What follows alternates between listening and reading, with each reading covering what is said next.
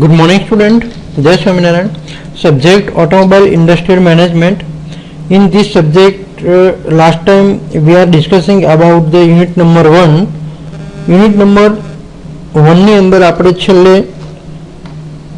Topic discuss કર્યો હતો nature of business, various types of business natures like sole trading, partnership, joint stock company, cooperative, state enterprise, આ બધા પ્રકારના આપણે બેઝરના nature એટલે કે બિઝનેસના ઓર્ગેનાઇઝેશનના ટાઈપ્સ આપણે ડિસ્કસ કર્યા હતા.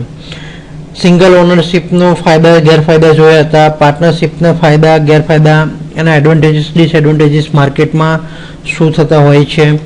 ધેન આફ્ટર કોઓપરેટિવ ઓર્ગેનાઇઝેશનના એડવાન્ટેજીસ અને ડિસએડવાન્ટેજીસ શું હોય છે, જોઈન્ટ સ્ટોક ઓર્ગેનાઇઝેશનના શું હોય છે, સ્ટેટ અને સેન્ટ્રલ ગવર્મેન્ટ બિઝનેસ કોને કહેવાય, એની ફાયદા જોઈએ તો ઇન્ક્રીઝ એમ્પ્લોયમેન્ટ, રોજગારીની તકોમાં વધારો કરે છે. બીજું prosperity and development of public, જાહેર જનતાની સુખાકારી એટલે કે જાહેર જનતા માટે આ સ્ટેટ ગવર્મેન્ટ અને સેન્ટ્રલ ગવર્મેન્ટ હોય છે જે એનો ખ્યાલ રાખે છે.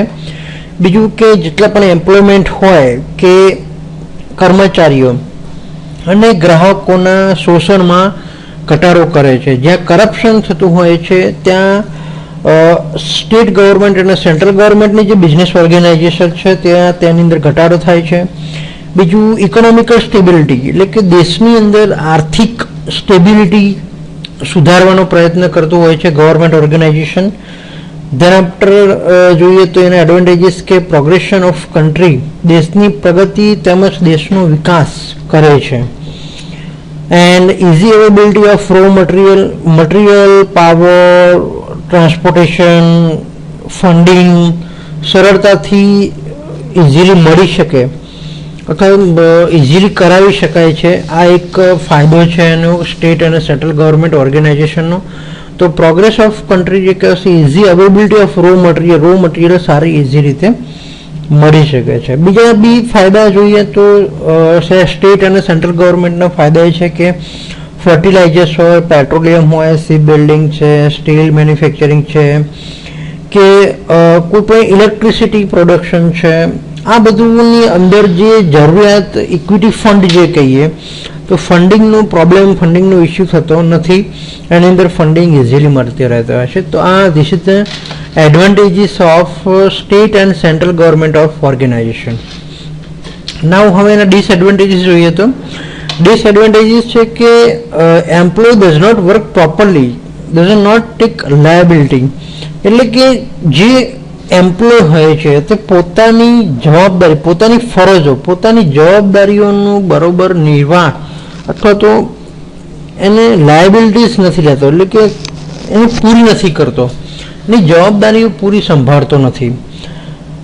બીજું જોઈએ એનું ડિસએડવાન્ટેજીસ ગેરફાયદા શું છે, person without ability may be at high order, જ્યાં સુધી હાઈ ઓર્ડરથી કોઈ કર્મચારીનો ઓર્ડર ના આવે ત્યાં સુધી તે યોગ્ય નથી માનતો, અથવા તો એવું કહી શકાય કે કર્મચારીઓ કામ ચોરી કરે છે અને ફરજમાંથી છટકી જતા હોય તેવું પણ કહી શકાય. Corruption is a most important in this organization. મોટામાં મોટું કરપ્શન થતું હોય છે ગવર્મેન્ટ ઓર્ગેનાઇઝેશનની અંદર કે સક્ષમ ના હોય તેવી વ્યક્તિઓ હોદ્દા ઉપર જ્યારે ગોઠવાઈ જાય ત્યારે એને ઓર્ગેનાઇઝેશનની અંદર જે ઇક્વિટી ફંડ કહેવાય, ટ્રાન્સપોર્ટેશન ફંડ કહેવાય, આ બધાની અંદર કરપ્શન બહુ ભારે પ્રમાણમાં જોવા મળતું હોય છે. તો આ સ્ટેટ અને સેન્ટ્રલ ગવર્મેન્ટના બિઝનેસ કરવાના ફાયદા ગેરફાયદા એના વિશે વાત કરીએ. નાવ ન્યૂ ટોપિક જોઈએ, નવા ક્વેશ્ચન્સ ઉપર ડિસ્કસ કરીએ તો તે છે વોટ ઇઝ સેલ્ફ એમ્પ્લોયમેન્ટ. ઉદ્યોગ સાહસિકતા અથવા સ્વરોજગારી, સેલ્ફ એમ્પ્લોયમેન્ટ એન્ડ એન્ટરપ્રિન્યોરશિપ. સ્વરોજગારી કોને કહીશું, સેલ્ફ એમ્પ્લોયમેન્ટ કોને કહીશું તો કે N individual work four himself or herself instead of working for an employer that pays salary or wages. That means કે કોઈની હાથ નીચે કામ કરવું કે કોઈના ત્યાં જોબ કરવી એના કરતાં બેટર છે કે અથવા તો એ વ્યક્તિ કે એ માણસ પોતાનું ઇન્ડિવિજ્યુઅલ વર્ક કરે અને એની અંદરથી પ્રોફિટ લોસ એ એવી રીતના બિઝનેસ ચલાવે, તેને આપણે સેલ્ફ એમ્પ્લોયમેન્ટ કહીશું. તો આ ડેફિનેશન છે સેલ્ફ એમ્પ્લોયમેન્ટની, કે પોતે જાતે કોઈ પણ જાતનું પ્રોડક્શન કરે, કોઈના હાથ નીચે કામ ના કરે, કોઈ નોકરી કે કોઈ વેતનથી કામ ના કરે, પણ પોતાના માટે ઇન્ડિવિજ્યુઅલ વર્ક કરે, તેને આપણે સેલ્ફ એમ્પ્લોયમેન્ટ કહેવામાં આવે છે. એટલે કે ઉદ્યોગ સાહસિકતા સ્વરોજગારથી કંઈક વિશેષ છે. સ્વરોજગારીમાં વ્યક્તિ આવક માટે પગારદાર કર્મચારી તરીકે અન્ય પર આધાર રાખવાના બદલે પોતાની નાની મોટી આર્થિક ઇકોનોમિકલ એક્ટિવિટી કરતો હોય છે, એટલે કે આર્થિક પ્રવૃત્તિ કરે છે.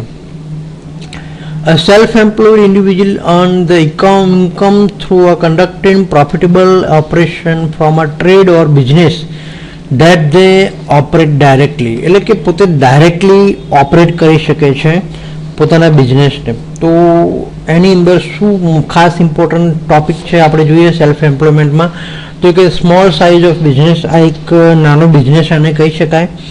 લેસ રિસ્ક બહુ ઓછું હોય છે સેલ્ફ એમ્પ્લોયમેન્ટની અંદર, કારણ કે નાનો બિઝનેસ હોય એટલે ફંડિંગ પણ એનું ઘણું ઓછું હોય છે, અને જે એના લોસીસ થવાના ચાન્સીસ છે કે એ પણ ઘણા ઓછા હોય છે. Less investment. દસ મિનિટ કે તમારે કોઈ બિઝનેસ સ્ટાર્ટ કરવો છે, કે આજે ઘરેથી આપણે કોઈ ગૃહ ઉદ્યોગ અત્યારે તમે જાણો છો તો દરેક ઘરે કોઈ પણ નાની મોટી પ્રોડક્ટના ગૃહ ઉદ્યોગ શરૂ થઈ ગયા છે. તો એ ગૃહ ઉદ્યોગ સ્ટાર્ટ કરવા માટે તમારે કોઈ શરૂઆતની અંદર કોઈ મોટું ફંડિંગ કે શરૂઆતની અંદર કોઈ મોટી વસ્તુ તમારે અંદર ઇન્વોલ્વ નથી કરવી પડતી. તમે એક નાના ઇન્વેસ્ટમેન્ટ કરીને, એક 10-20 હજારનું ઇન્વેસ્ટમેન્ટ કરીને, અથવા તો મોટામાં મોટું જો સારું એવું કરો બિઝનેસ તો 40-50 હજારનું ઇન્વેસ્ટમેન્ટ કરીને તમે એક પોતાનું સેલ્ફ એમ્પ્લોયમેન્ટ તરીકે ઊભું કરી શકો છો.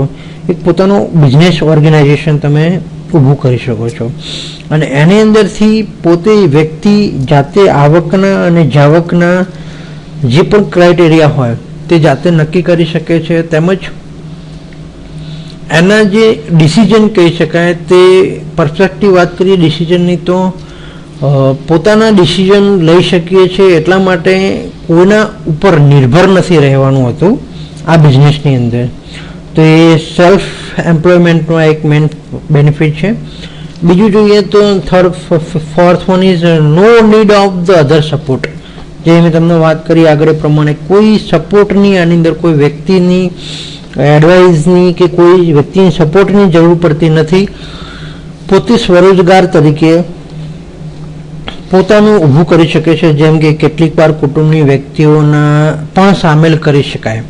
કોઈ આપણે ઘરમાં બિઝનેસ સ્ટાર્ટ કર્યો હોય ગૃહ ઉદ્યોગ જેવો, તો એવું જરૂર નથી કે પોતે જ, પણ પોતાના ઘરની વ્યક્તિને પણ બધાને એની અંદર એમ્પ્લોયમેન્ટ તરીકે યુઝ કરી શકાય, કે જેને આપણે વેતન નહીં આપવું પડે અને વિધાઉટ કોઈ સેલરી વગર પણ એ કામ કરશે અને સારું કામ કરશે. તો એનાથી તમારું બિઝનેસ પણ સારું એવું ડેવલપ થશે.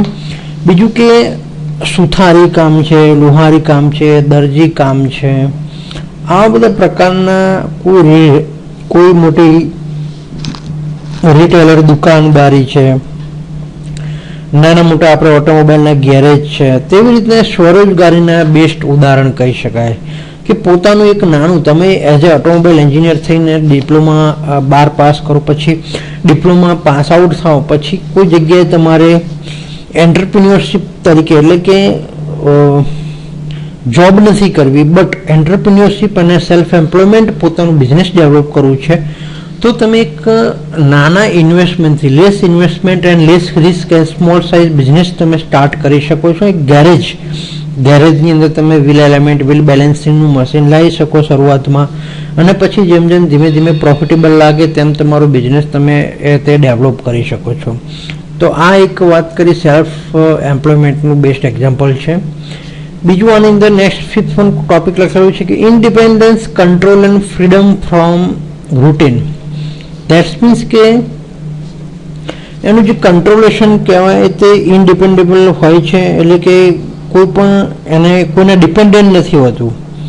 ક્લિયર? તો આ એક મેન ખાસ બેનિફિટ છે એનો કે કોઈને ત્યાં તમારે કોઈ પૂછવા નથી જવું પડતું કે પછી કોઈની સલાહ નથી લેવી પડતી.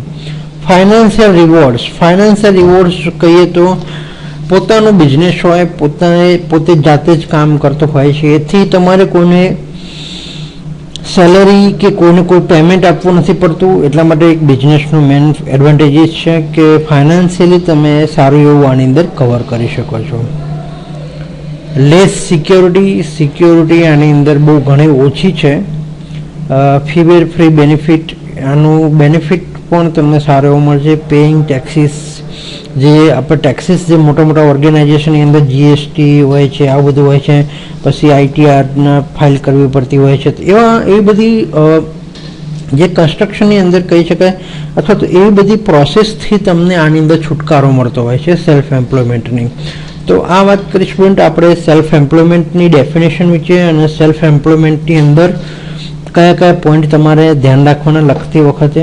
તો આટલા પોઈન્ટના નામ તમે યાદ રાખશો તો અંદરથી તમને જાતે લખતે આવડશે. એવું જરૂર નથી કે બુકનું બેઠું લખવું, તમે ખાલી નોટ ડાઉન કરી લેજો. આ પોઈન્ટ તમને જે સ્ક્રીન ઉપર દેખાય છે, આ પોઈન્ટ તમને ખાલી યાદ રાખશો કે small size of business, less risk, less investment, no need of other supports, independence, control and freedom from routine, financial to rewards, less security, fewer free benefits, paying taxes.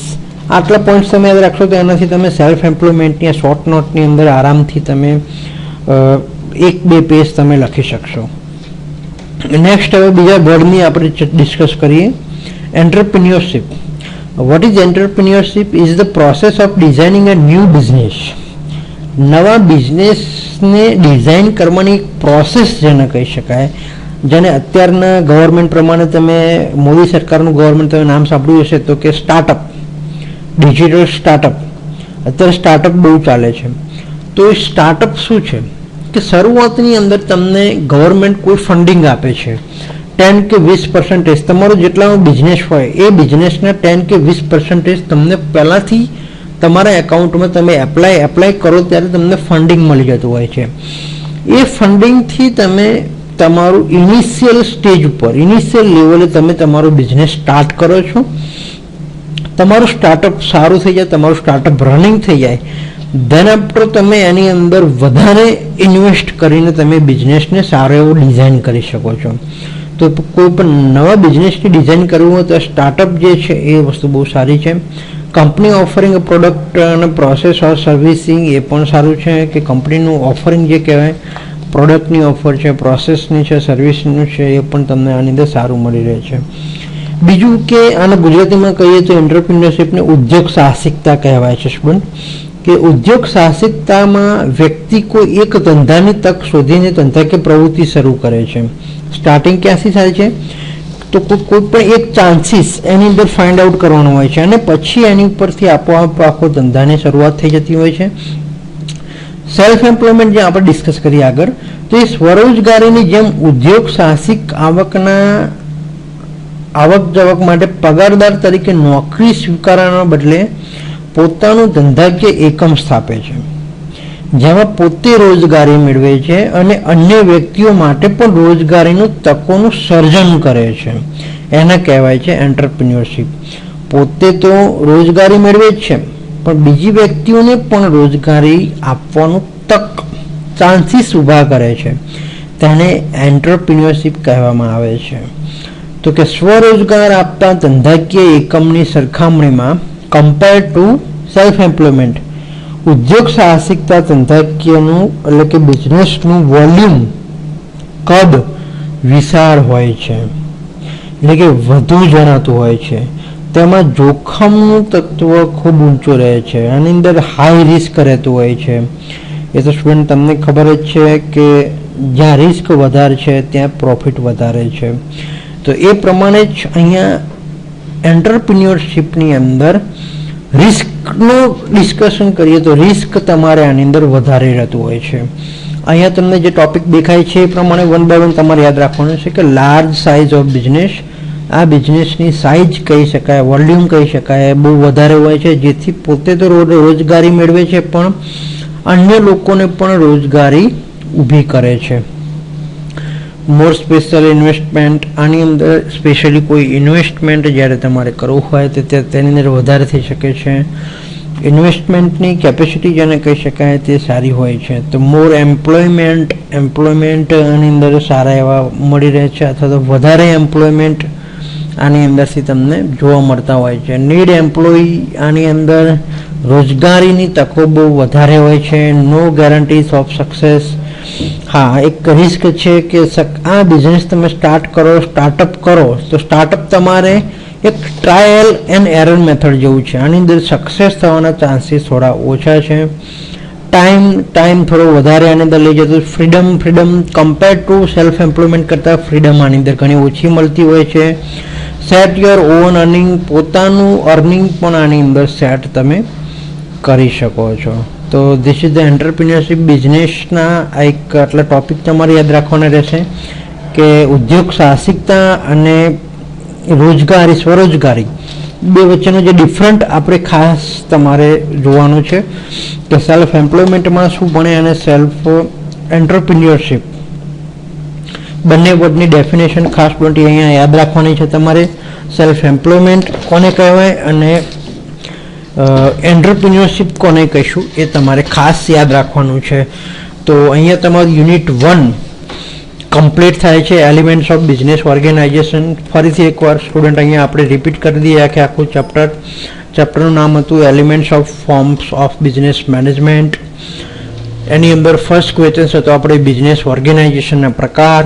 એની અંદર બધા જ બિઝનેસ ઓર્ગેનાઇઝેશનના એના વિશે થોડી શોર્ટ નોટ અને એના ફાયદા અને ગેરફાયદા, એડવાન્ટેજીસ અને ડિસએડવાન્ટેજીસ આપણે ડિસ્કસ કરવાના છે.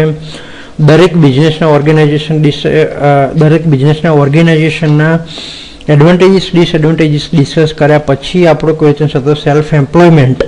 Vote is self employment? Self એમ્પ્લોયમેન્ટની અંદર કયા ટોપિક યાદ રાખશો? તમારે આટલા મેઇન ટોપિક યાદ રાખીને આની ઉપર ડિસ્કસ કરવાની રહેશે. એન્ટરપ્રિન્યોરશિપ કોને કહેવાય? ઉદ્યોગ સાહસિકતા કોને કહેવાય? એની ડેફિનેશન યાદ રાખવાની છે અને એની આટલા પોઈન્ટ ખાસ તમારે યાદ રાખવાના છે લખવા માટે. તો સ્ટુડન્ટ નેક્સ્ટ લેક્ચરની અંદર આપણે યુનિટ નંબર 2 ચાલુ કરીશું. આ યુનિટમાંથી કયા મોસ્ટ આઈએમપી ક્વેશ્ચન છે એ હું તમને એસાઇનમેન્ટ સ્વરૂપે આપી દઈશ, જે તમારે નોટ ડાઉન કરીને રાખવાના છે. Thank you.